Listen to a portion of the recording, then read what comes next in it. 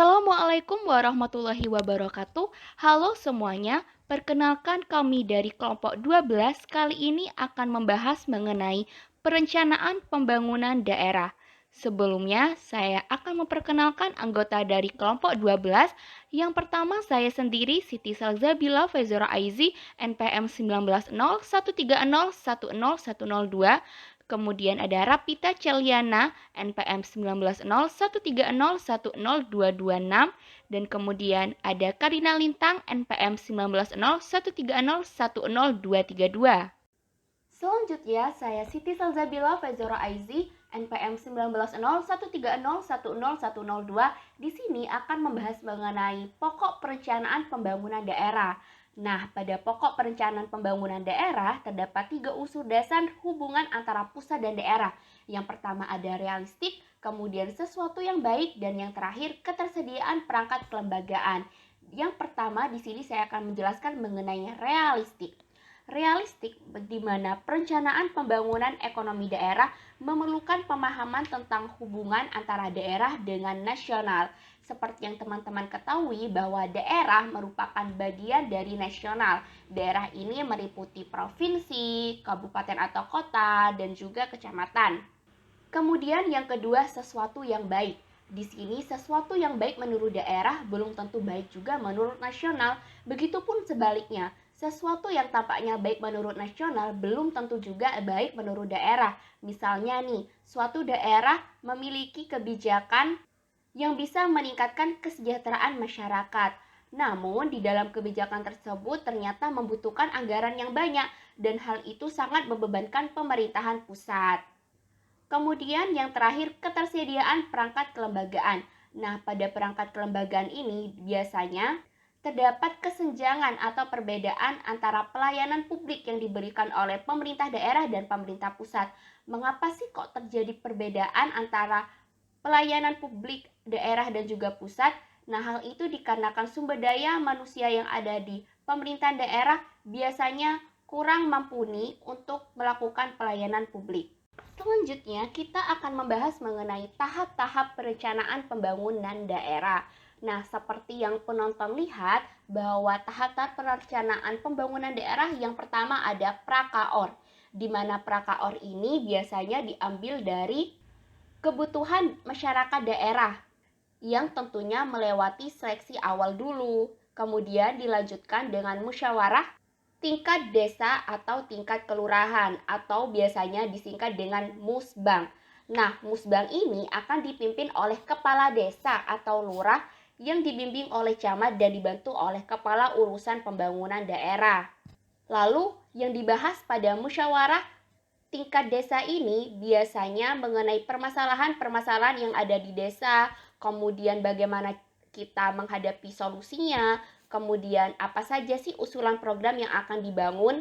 Selanjutnya di sini ada diskusi pembangunan tingkat kecamatan.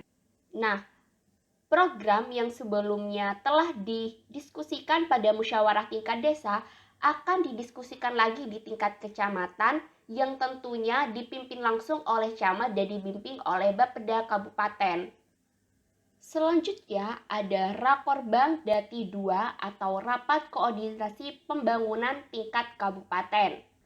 Pada rapat koordinasi ini akan membahas hasil temu karya pembangunan tingkat kecamatan yang dipimpin oleh Bapeda Kabupaten.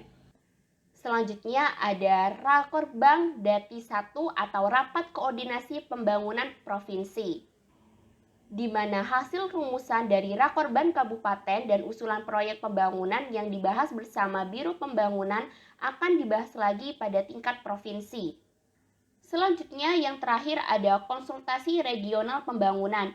Nah, pada konsultasi regional pembangunan, program-program akan dibahas lebih lanjut. Hal itu dikarenakan akan dikaitkan dengan berapa sih dana transfer yang akan diberikan oleh pemerintah pusat kepada daerah. Selanjutnya, saya Rapita Selina Anggia Tambunan dengan NPM 190130100226 akan membahas tentang sumber daya perencanaan untuk pembangunan daerah. Seperti yang telah disinggung di muka, pembangunan ekonomi adalah suatu proses di mana suatu masyarakat menciptakan suatu lingkungan yang mempengaruhi hasil-hasil pembangunan ekonomi, seperti kenaikan kesempatan kerja dan pertumbuhan ekonomi.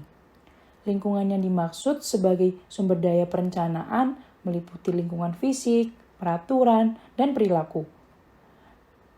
Dan dalam menciptakan lingkungan yang sehat, pemerintah diharapkan menggunakan sumber daya pembangunan yang sangat utama. Selanjutnya, saya akan membahas mengenai sumber daya perencanaan dalam ruang lingkup lingkungan fisik untuk pembangunan daerah. Pemerintahan daerah sangat memperhatikan masalah lingkungan fisik, terutama dalam infrastruktur. Pemerintahan daerah menyediakan jasa atau fasilitas khusus untuk memenuhi keinginan dunia usaha atau industri. Salah satu yang mempengaruhi keputusan lokasi dari investasi sektor swasta adalah daya tarik dari suatu daerah atau kota. Bentuk dari daya tarik disebut kualitas hidup, yang mencakup bioskop, objek wisata, fasilitas hiburan, pendidikan, perumahan, dan tempat belanja seperti mal dan grosir. Dan dunia industri sendiri sebagai suatu faktor lokasional yang penting.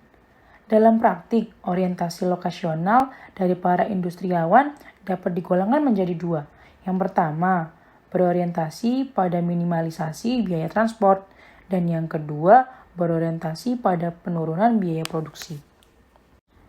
Selanjutnya, saya akan membahas mengenai sumber daya perencanaan dalam ruang lingkup lingkungan regulasi untuk pembangunan daerah.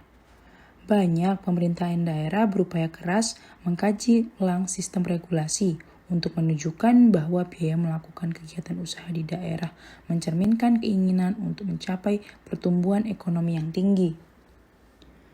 Untuk menarik dan menggambarkan dunia usaha di daerah, perlu menyederhanakan sistem regulasinya. Misalnya, beberapa kabupaten atau kota telah menciptakan pusat pelayanan bisnis terpadu atau pelayanan satu atap.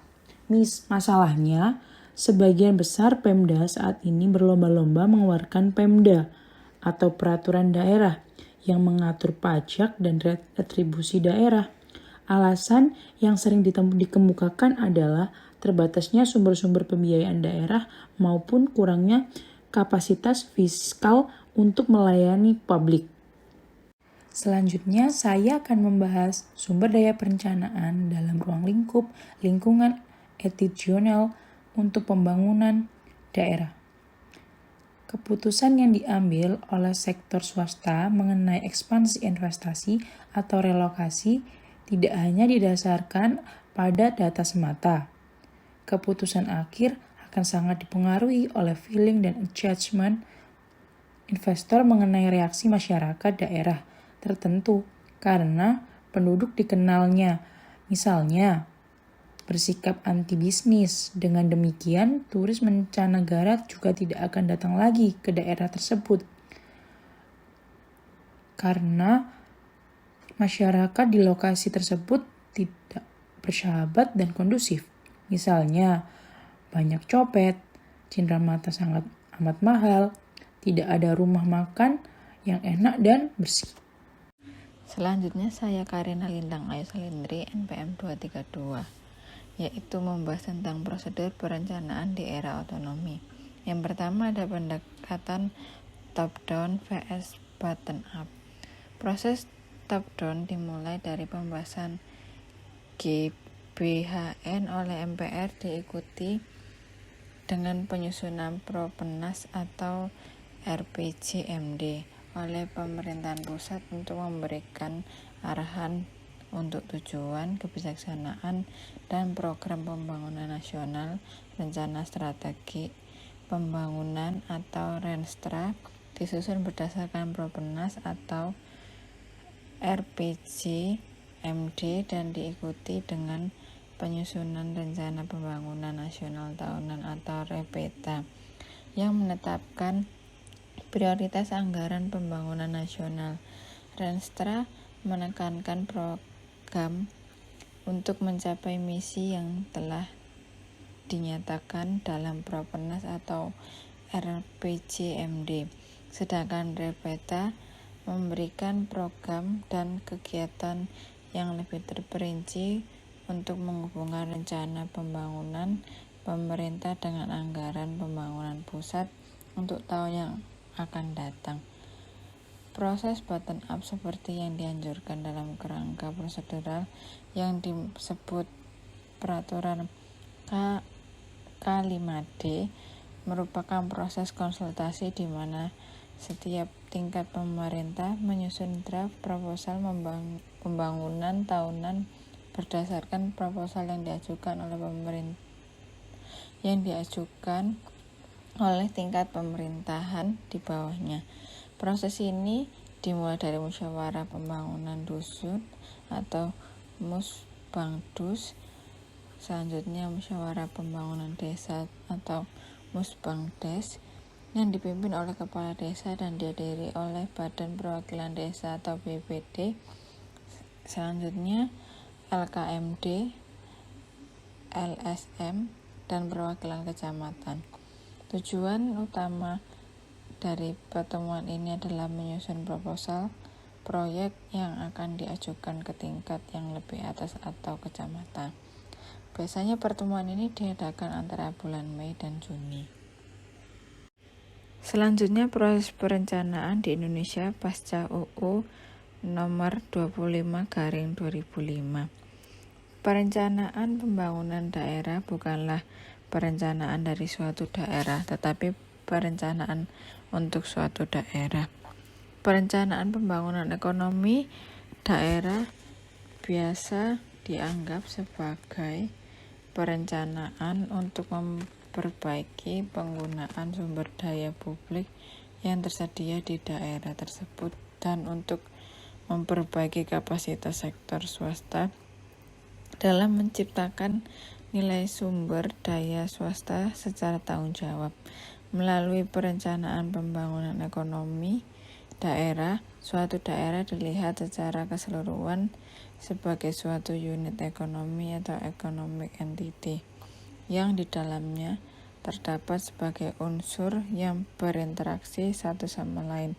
Bab ini terutama menjelaskan pokok-pokok perencanaan pembangunan daerah. Dilanjut rapat koordinasi pembangunan musyawarah pembangunan di unit daerah kerja pembangunan dengan tahapan perencanaan pembangunan daerah, sumber daya yang dibutuhkan dalam perencanaan daerah, dan prosedur perencanaan daerah di era otonomi. Perencanaan pembangunan diperlukan karena 3 faktor sebagai berikut. Yang pertama, adanya kegagalan mekanisme pasar atau market failures.